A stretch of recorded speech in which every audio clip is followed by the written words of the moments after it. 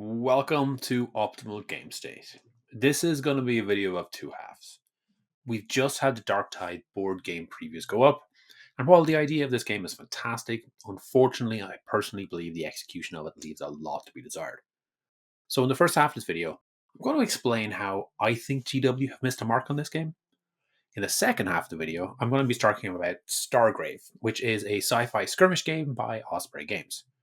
I'm going to look at how we could do Darktide with those rules, and I'm going to give the pros and cons of that approach. So if you're only interested in the board game, feel free to check out halfway through. And then if you don't want to indulge in a lot of negativity, but you are interested in Stargrave, I think maybe skip ahead. All right. So let's start with what we know about this new board game. So Darktide, the computer game, is a survival horror set in 40k. It's from Fat Shark, who also did Vermintide, a fantasy version of Warhammer the Old World. You pick a character from either the veteran, the psyker, the zealot, or the ogren. Then you and three buddies face off against wave after wave of monsters. Try not to get overwhelmed, and you fight your way through the city of Tetrium. As you play, you gain experience from completing mission objectives, and you use that experience to level up and unlock new abilities. You can also upgrade gear, so you're able to face off against bigger and bigger challenges.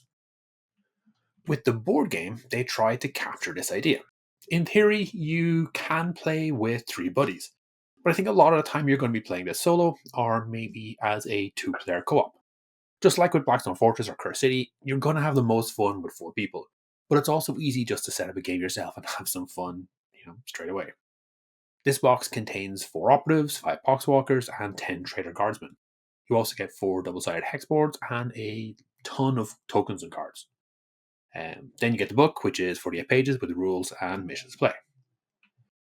The first real disappointment is that the 4 operatives are old models. The Ogren is very dated, the Zealot is from Blackstone Fortress, as is the Psyker, I believe.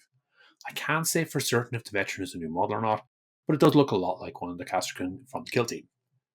The main art from Darktide, which this box used again on the cover, has 4 fantastic looking operatives, and new models for those would have massively increased the value of this box. So far, every review I've seen has had the people saying the same thing. Now, to be fair, all but the Ogren are great models, at least in my opinion. And we could certainly sub out that Ogren for one of the Necromunda ones and get a pretty good looking team. Now, not actually doing the classic Darktide team for the Darktide game though. It's just asking players to get some 3D printed models instead. And as we'll see later, there are 0 new sculpts to this box, which unfortunately just reinforces the idea that this might be just a low effort money grab on the part of GW. Over to the enemy side, there are a mix of Trader Guard and Poxwalkers. Poxwalker kit isn't the one in the store currently, but it's an earlier, easy to build box, which was always very cheap. The Trader Guard appear to be part of the Blooded Kill team, which is nice, but they don't have all the options. In particular, the Heretic Commissar and the Chaos Ogren are not there. I think it's also missing a sprue for the Specialist, so if you want to play Blooded with this box, it's not going to play great. So I think you can do it. I think you have enough operatives to do it, but you're going to have a lot of the standard Trooper and very few of the Specialists. If we had the full-blooded team, then that would have been much better. It would have been a kind of a great intro into Kill Team, but right now I don't think anything in this box really is giving you anything for Kill Team per se. You'd be better off just starting elsewhere. If you did already have the Blooded though, or if you decide to pick up the Blooded after you get this box, then it'll help you round out the full team. As far as I'm aware, an optimized Blooded team requires 2 boxes. Although to be honest, like a brand new player or even an experienced player who just wants to try out a Blooded is probably going to do fine with just 1. Okay, but let's talk about moving on to Kill Team. Now, the big offense of this particular release is the box. Every reviewer who has been talking about it will not have seen the price when they were doing the videos. And the majority of them seem to have expected this to be in maybe the £40 or a $60 area, I think. So roughly the same kind of area as similar games that have appeared in Barnes & Noble and been mass produced that way have come. That isn't the case here. So in the UK, it is going to be £65, which is the best price that you can get worldwide. All the other conversions are worse. In Europe, that's 85.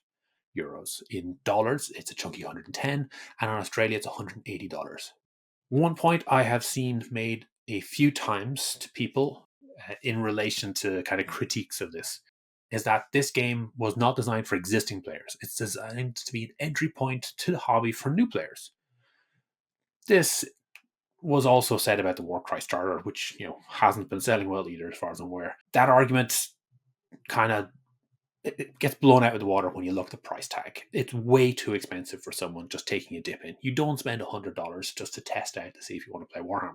Now, maybe what GW have done is they have released this specifically to get money from fans of the Darktide franchise, and they're looking to get it both ways. So, they charge a premium price, but they can cut down the corners. Now, let's look instead at the Kill Team starter box. So this has 2 full kill teams. So it's a veteran guard and the orc commandos. It has a full rulebook for kill team. It's got the terrain, a board, tokens, and dice. You even get the combat gauges that everyone hates or loves to hate. This box does have everything you need to get started in kill team. It's got more models. It's got scenery. The boards are basically the same because it's one large board versus 4 small boards, which I suspect come to a similar size at the end of the day. But in the UK and in the EU, it's the exact same. You are just better off getting this Kill Team starter box rather than getting that Darktide box. You're getting a much more bang for your buck. In the US, getting the Kill Team starter is actually $11 cheaper, and in Australia, you save $60. That's insane. Now, given the amount of cardboard in Darktide, I do think what's after happening here is GW are getting stung with the increased shipping costs in China. But the answer shouldn't be to gouge consumer. Having looked at just the contents and the prices so far, before we even get into mechanics, I really have to wonder who this is aimed for. As I said, it's probably, rich Darktide players. Okay. Maybe GW has an idea, but I certainly don't. Okay, before I get too riled up, let's go look at the game itself. So this is a one-player or a co-op game, which means that the enemies will have some sort of basic AI. Largely, this is going to be move and shoot, but there's a few extra elements to it. Oh, one that I have noticed is from the snippets, the rulebooks I've seen, I believe that the enemy will go for operatives with with the highest wounds. I think a few of the reviewers have misinterpreted that to be typically the Ogren, who has the highest health.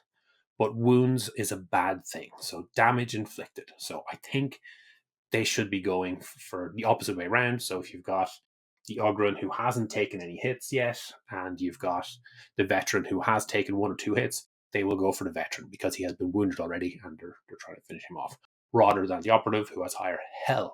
Rather than the Ogren who has higher health than the veteran.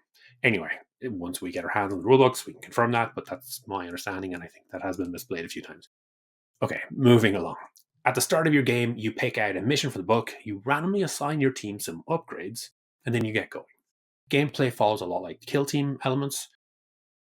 You have a deck that you draw randomly to work out who's operating. Once you do, operative gets 2 actions, and it's again a lot like kill team. So your normal move is going to be 3 hexes, a dash is going to be 1 hex, fight is melee, shoot is a range attack, and then there's all the up to pass. The attack system is the same as kill team, so you roll dice equal to the attack or your attack value. You look for hits and crits. If it's ranged, then the defender will get to make a defense roll. Looking for hits and crits, cancel it. And with melee, the AI is also always going to be striking to do damage rather than parry. So they're more interested in killing the operatives than they are saving themselves. In this regard, this is the DNA of kill team that's sitting here. And as we'll talk about later, we see it a lot with the profiles as well. But that's largely it. It's a touch, it's a sprinkling of it. The operative card is relatively straightforward. Where Kill Team would have had move, action point limit, defense, save, and wounds, here we only have wounds, which is a tracker across the top.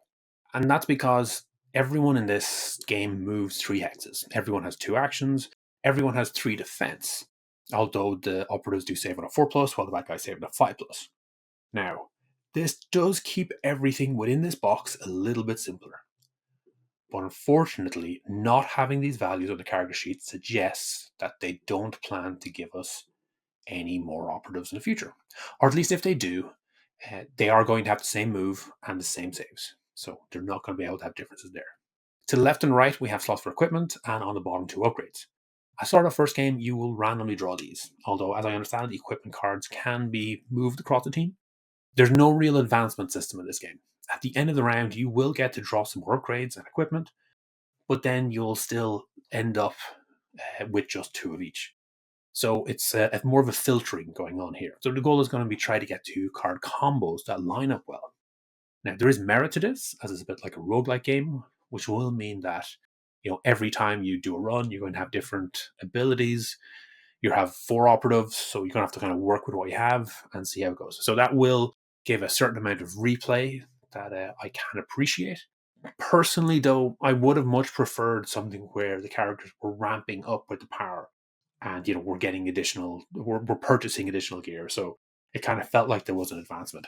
With the current system, you can basically just randomly look into the best set of abilities and then just cleave your way through it. Or you might get terrible draws at the start and never manage to draw into anything, and then just a couple of games in, just be dead, and just look at a draw.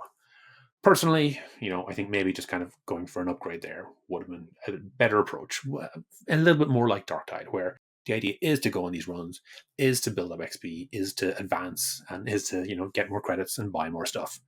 Here we have some more potato images of the other operatives. So it is notable that the wounds and the weapons are quite comparable to Kill Team. So if I wanted to bring in an AdMech operative, I could take the stats from Kill Team. Now, although I would be missing out on the cards, and a lot of the kind of flavor for the operatives is there, but I'd be able to get the wounds, I'd be able to get the attack profiles, and that's kind of a lot of what we have here. Of more interest, we've got the Poxwalker and the Trooper. These are very similar to the Kill Team versions. So if I pull out Compendium and I look for the death card, I can see that a Poxwalker has 7 wounds. It's just off screen here. I think it is 7. The weapon profile is the exact same.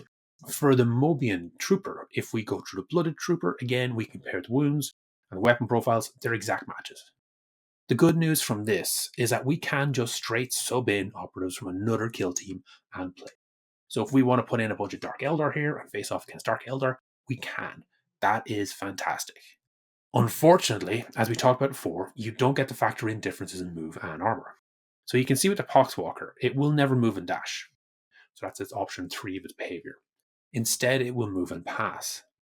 In Kill Team, this would be recommended with move of 2, or rather 2 circle move, where 3 circles are 2 inches. In this case, that is pretty useful, as the hexes are about 2 inches, so that translates quite well across.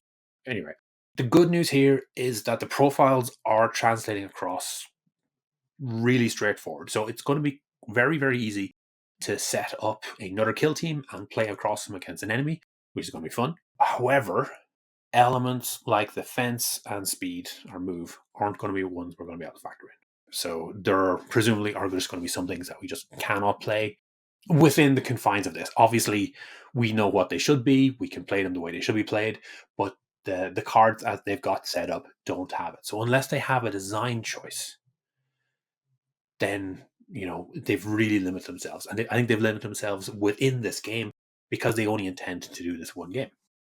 We can also see this design choice play out with the activation cards. Blackstone Fortress and Curse City use a similar system where you add a card for each model and shuffle it up to work out who was going when. Now, both the big box games show you the turn and let you meddle with the order a little bit. In this case, you're blindly drawing them, which has its own merits. And you either get the Kill Team operative card, just the one on the left, and then you could pick one of your 4 guys to activate, or you get the Darktide activation, which has a picture that matches the exact model to operate. This is obviously super useful if you're only doing it with this box, but it also means you're locked in with just those fighters. So if we wanted to kind of sub in those Dark Eldar that we're talking about with Drukhari, we'll have to work out some way of working out which model is which based on these cards. We're not going to be able to use this image. There is a number on it, you can see that too. So it might be possible to use those. I haven't managed to see a full set of these cards though. I suspect that we're only seeing that number with the troopers, or within the troopers, or within the poxwalkers. So it's another way to help differentiate models that look the same. So I don't think we're necessarily going to have that on, say, the sniper or the leader, you know, where they would just have the one model. Again, I haven't seen that, so I'm not 100% sure, but my understanding is that these activation cards are essentially unique to this kill team. So if we wanted to use them with somebody else, we'd have to work some way around doing it. If these just had a number or a symbol, it would be a lot more usable. It'd be much more flexible, we'd be able to do more stuff with it. The two bigger games, Cursed City and Blackstone Fortress, for example, and this one here is Cursed City, pair the initiative cards with the unit cards. So you can use the same initiative cards again and again and again, but they refer to different groups of enemy. So again, this leads me to believe that this is a one and done game with no expectation for support. That could change, of course. And I keep adding this provision.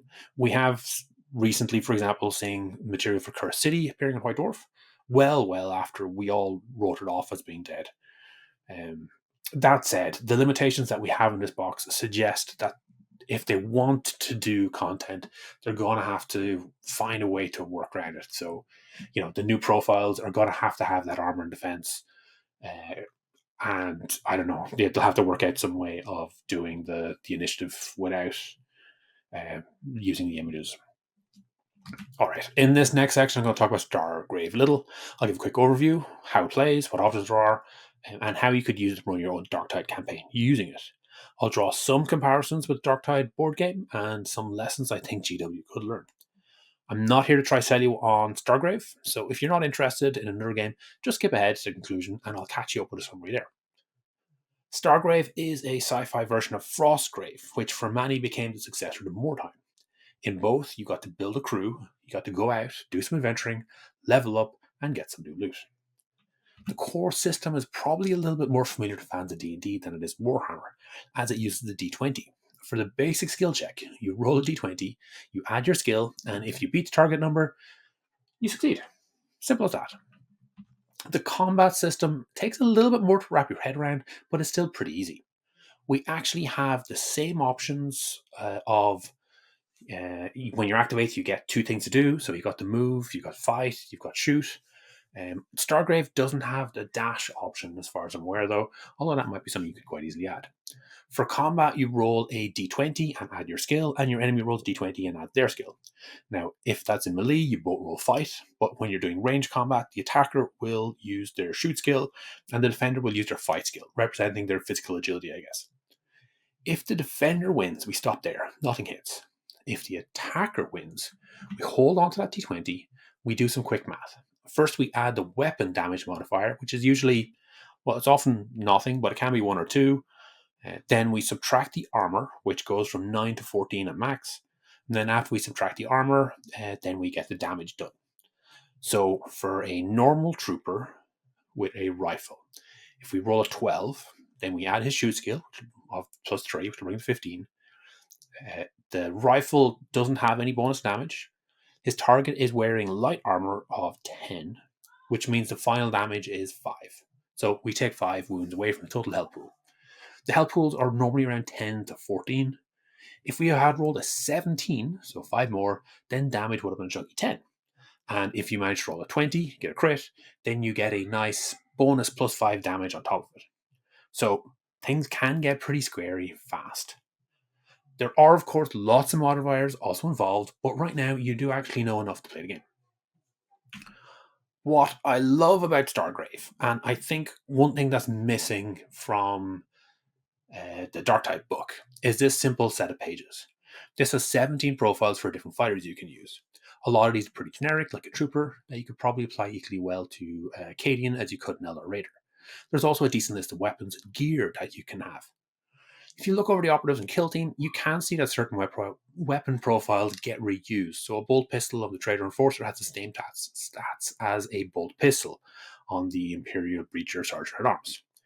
Now you can add tweak here or there, and Stargrave does have a big table of advanced weapons that do just that. So, a pistol with slightly more damage or slightly more range.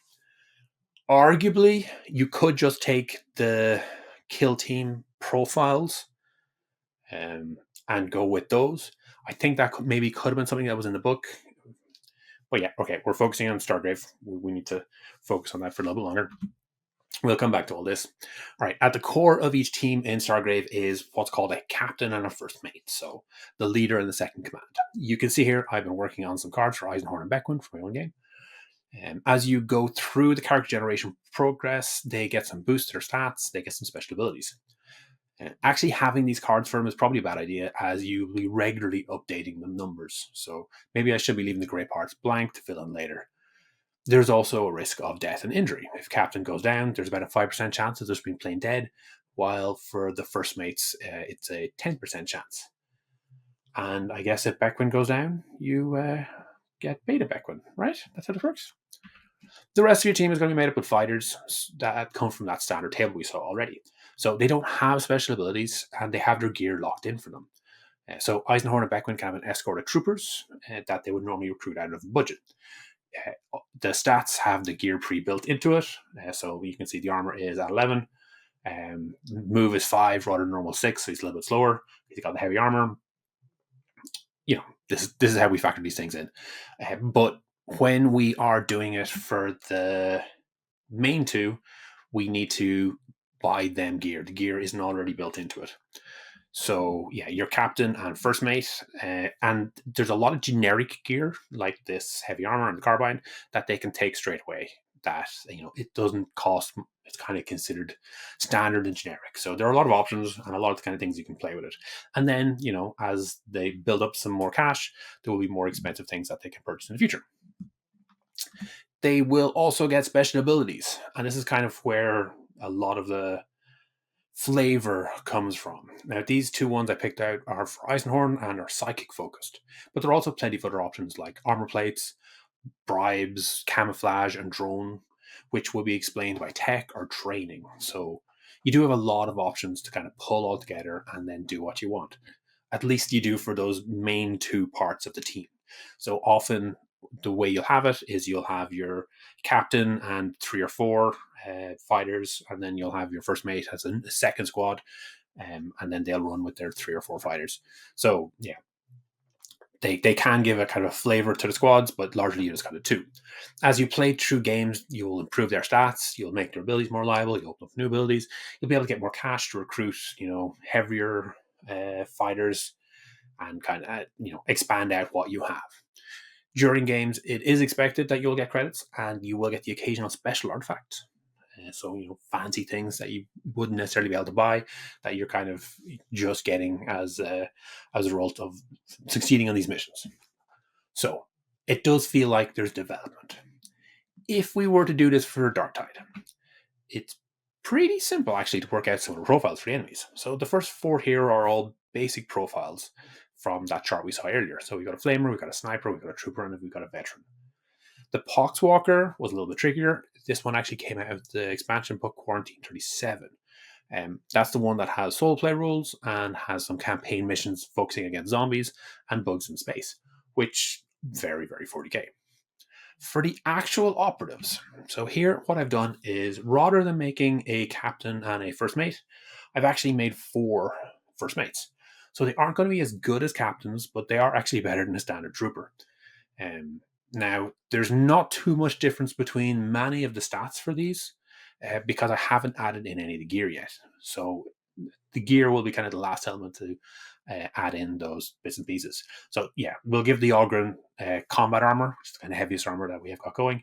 And with that and his regenerate special ability, he is going to be really tough to kill. We'll get the Zealot a flamer to go along with the model. We'll see how that works out. And we can give the veteran some heavy armor and a carbine. The Psyker is going to work a lot better with light armor or no armor at all, because some of the abilities do actually have penalties to the armor. I think to a certain extent, I'm going to need to actually test these profiles and play them through if I get the opportunity to, and see what it'll be like. Because a lot of the games that you would be playing with Stargrave would be ones where it's a team of 10 versus a team of 10, and you're kind of pinging away at each other. Whereas with Darktide, we do want to have more of that feeling of hordes and hordes of enemy getting mown down and quickly killed. So we might need to adjust things kind of tweak the power levels, and we'll do that by XPing them up, by giving them more bonuses, more abilities, and making things a little bit more reliable. Another important element for solo play is an abundance of missions. The core book for Stargrave has 10 missions to play, and the first expansion, which is Quarantine 37, has a chunk more. So there's 3 campaigns there, each split into 4 missions each.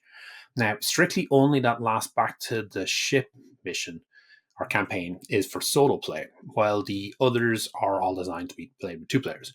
But it shouldn't be too hard to put together an opposing team and let the AI run it.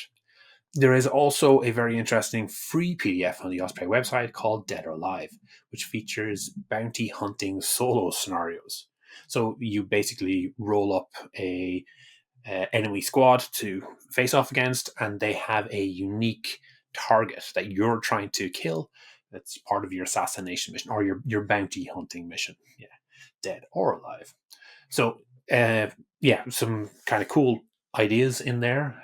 Lots of options and lots of kind of missions there. And one of the reasons that I'm talking about Stargrave really is because I don't think Darktide is going to be supported, but I know Stargrave is being supported. So a lot of the work for what we would be doing is already been put in by Joseph McCullough here. Whereas if we want to do this for Darktide, we're going to have to do a lot of work. All right, let's wrap this up. If you didn't stick around for Stargrave review, here's key points. There are lots of options, both in enemy and in character options. You get to grow and develop your operatives so they can face bigger and scarier threats. From what I've seen, there's a good selection of missions, and the game is currently being supported and is being well developed. So you are seeing regular expansions come out, you are seeing more material out there. And the material that is coming out is somewhat model agnostic. Is model agnostic, but is open enough that if you want to play 40k in it, you can. There's nothing really in this that's kind of locking you into just kind of one setting or one style or anything that kind of feels weird. Okay. Yeah, so now there's 2 things I want to look at. The first is how I think GW should have approached this release. And the second is how we can work what we have to make things a little more interesting. So my thoughts currently is that I'm going to go with Stargrave. And I'm going to do that because a lot of the work has been done already. But yeah, we might talk about if you didn't want to do that and you kind of want to expand from the core elements of Darktide. And there are a lot of good elements in there. So yeah, let's talk about what we like in this box. Personally, I love these boards. I am a big fan of Underworld's boards, and using them like this, fantastic. And having the having the kind of 40k style to them and using the hex movement is great, especially when a lot of the kill team stuff is being measured in as 2 inches anyway. So these do appear to be 2-inch hexes. It's a great way to simplify things and speed things up. It's a good improvement. For the miniatures, I really would have added that Chaos Ogre and the Chaplain, which would have given us a full kill team if you wanted to move into kill team proper. But it also would have given us a few scary, unique bad guys to go against. Now, these weren't originally developed for kill team. As far as I'm aware, these were more Black Storm Fortress. So it would have. I don't know why they didn't put. Well, I know why they didn't put them in. They didn't put them in because it's cost. It's extra bit of cash. There's also the Sprue that they left out. Again, it would have been kind of good to include that, even if you didn't necessarily use the operatives for anything within this game, but just kind of giving them the option to be able to move in with a full piece to the next level, as it were. I also would have added in the new sculpts of the kill team operatives. They're such iconic models. The guys at Fact have been criticized on a number of things, and I can see that they're constantly releasing new updates that seem to be improving things. I've not played Darktide myself, but I have watched as the commentary has gone back and forth. But the style and the look that they got for these kind of iconic operatives are fantastic and would have been sellout miniatures. So for me, I'm buying in euros at €85. This box isn't good value. If those models were those new models, or the ones we got on screen now, yeah, I probably would have got it. I would have pre-ordered it by now. Um, yeah, so such a shame, and arguably you kind of could have pushed it up a little bit more. But yes, I have going that way does add a lot to design, and making new molds along with adding more models to the box.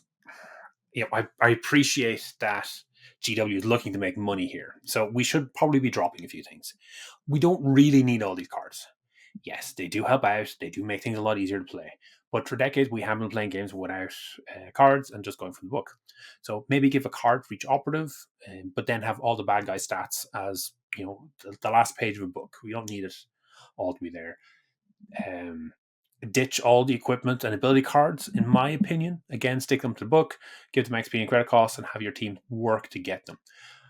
I do appreciate that it is a style, and I understand how it works and how well it can work. So with the variety and the kind of the range is actually quite cool. But yeah, I think we could have got rid of all those cards and we just kind of kept them as part of, even if you wanted to do random tables or something like that, or which I think would have been preferable, an ability tree that you kind of worked up with. So you had two options to pick at each level, and you picked one or the other, and kind of you got to choose, you got to make choices. I am tempted to say keep the initiative cards, as I quite like them as a mechanic, but I would make them generic numbers for the bad guys instead. Now, this is the best part.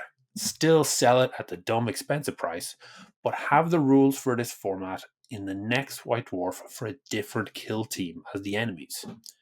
You are going to need to add those saves and kind of keep things a little bit closer to kill team, but because you'll have the rules mirroring kill team, it's going to be very straightforward to bring in a few new missions as a White Dwarf, like 1 or 2 pages, and you're giving players another reason to buy whatever kill team box it is you want them to buy. Uh, Honestly, I think just that alone would make back whatever additional cost you're putting in this. This is supposed to be an entry level game. It is supposed to be an intro. It is supposed to be an incentive.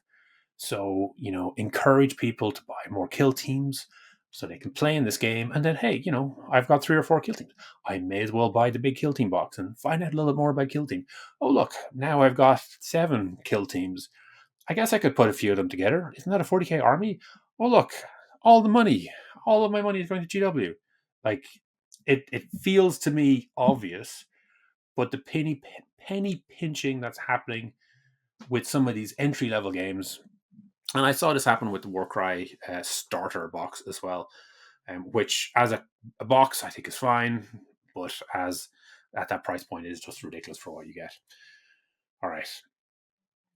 My personal temptation, as I said, is going to be to just pick up Stargrave, and I have Stargrave, but I'm going to be trying to pick up these 2 boards and these 4 boards on eBay if I can get away with it, and then use those because I think they could be quite fun for playing games of Stargrave. The reason I'm thinking about doing Stargrave is because it's a supported game, and I don't think this is going to be a supported game.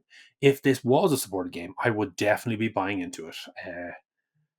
But yeah, this does look fun though. It does look fun for a few games, and as a player, adding in another kill team myself and putting missions together feels very doable. It could be something that if you do, you could share online. You could give feedback. Run some gauntlets and see how far you can get before you're finally taken down, and how does it compare to your opponents. Things like that could actually be a lot of fun. But yeah, I think that's going to be player driven, and yeah, it's going to have to be something you're going to have to work with. So yeah, you would just slot another kill team into some of the existing missions instead of what you have here, and then see how it goes. You could then still have some random ability and equipment system, which I do think would eventually grow stale, as you're going to work out the best combinations, and you're going to get upset if you don't get to them. But if you get to them early, it's going to be kind of an easier run. I think if you want to do so, like I was saying before, you could put a simple tree together, so it'll be meaningful choices as you level up, looking for more powerful upgrades. Honestly, I really hope I'm totally wrong with this game, and that GW is going to support it, and they're going to have some fantastic White Dwarf articles, and we're going to see expansions. Alas, I think I am right. And I think GW have dropped the ball in producing what basically is the minimum viable product to sell. And yeah, it's just a low effort release. Now, no, I don't mean to diss on the designers for this. I see what the designers have done here. I think they have done a good job within the context of this box. But the fact that it doesn't scale out into kill team, so you don't get an actual kill team on it, and the fact that, yeah, I guess for me, kind of another issue is that kind of that progression and that level thing. So that's more of a conceptual thing than anything else. But yeah, as I said, I do think GW have dropped the ball on this. And I think they're not realizing the full potential of what they got here. I think it's a market that people are interested in. Yeah. It's not that I'm angry at GW. This was actually pretty much what we expected, I think. I guess I'm just a little bit disappointed, that's all. All right, that's all for me now. Thank you for listening to this ramble, and I hope you have a really good day. Thanks for making it all the way to the end. Hopefully you enjoyed this video. Each week, I put up a new video talking about one of Games Workshop's specialist games. The goal is always to try and make the best possible two-player experience. If this is something you'd find interesting, please subscribe to the channel and comment to let me know what you'd like to see in future.